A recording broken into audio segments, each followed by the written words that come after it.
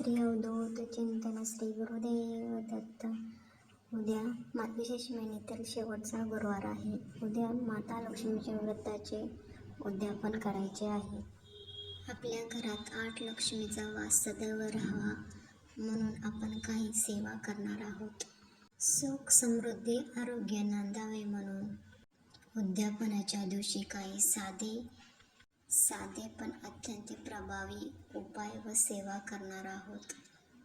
उद्या गुरुवार आहे आणि त्यातीलही मार्गशीर्ष महिन्यातील गुरुवार अत्यंत महत्त्वाचा दिवस आहे. आपण स्वतःच्या घरात राहत असो अगर भाड्याच्या घरात राहत असो, उद्या आपल्याला ही सेवा करायची आहे.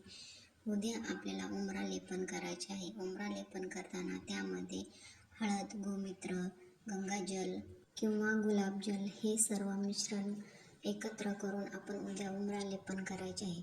हे सर्व नसले तरी आपण उद्या हळद, गोमूत्र आणि आपल्या घरातील साधे पाणी घेऊन उंबरा लेपन करायचे आहे. उंबरा लेपन केल्यानंतर दोन्ही बाजूला लक्ष्मीची पावले काढायची आहे. त्याच्यासोबत आपल्याला 4 टिपके दोन्ही साईडला द्यायचे आहेत कुंकावाचे व मधात स्वस्तिक काढायचे आहे.